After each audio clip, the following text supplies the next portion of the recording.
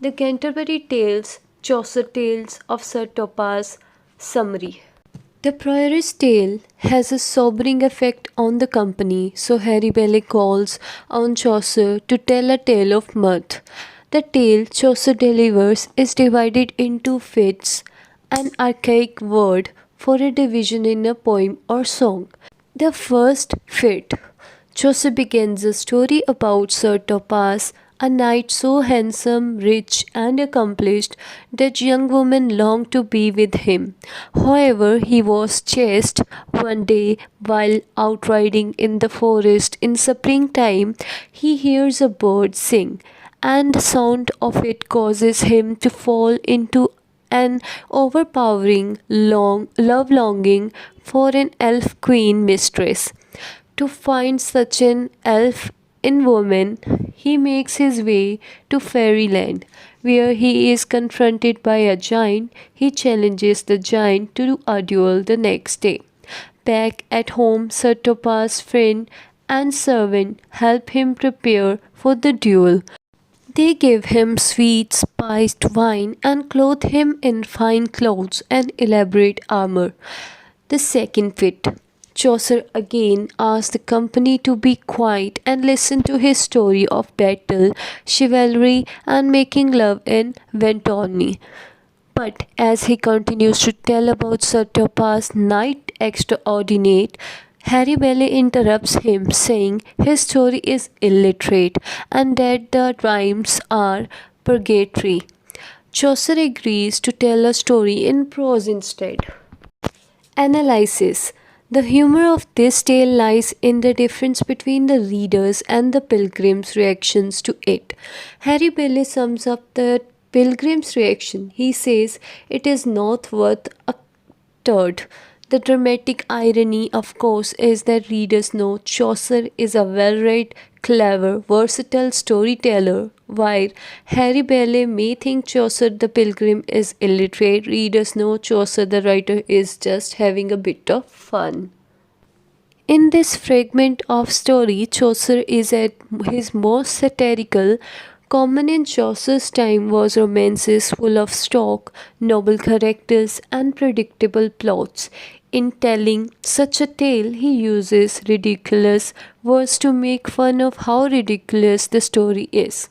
A perfectly moral knight who must duel for love of beautiful and unattainable fairy queen.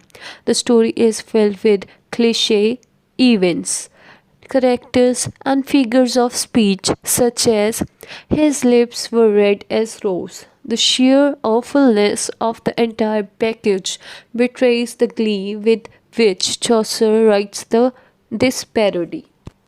Springtime, with its blooming flowers and singing birds, figures heavily in the story.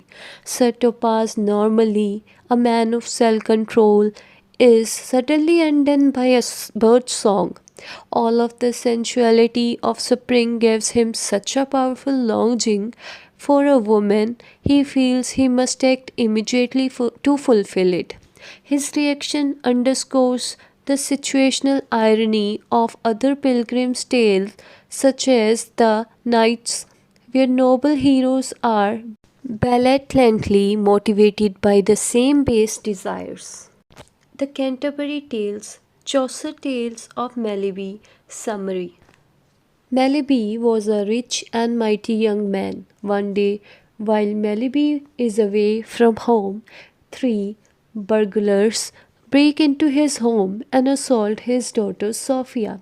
This event sparks a debate among the characters in the tale. Should Melibea avenge his daughter's injury with violence?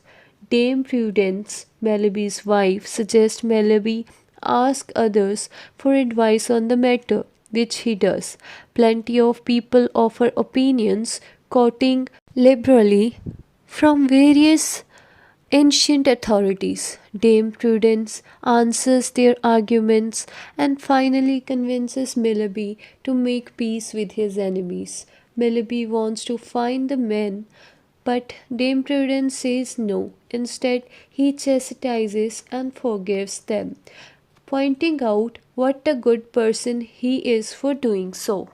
Analysis. The Tale of Melibea is a translation of an earlier work by a judge named Albertinus, who wrote it in 1246. The use of an imagined debate to argue for some moral point was common in the Middle Ages.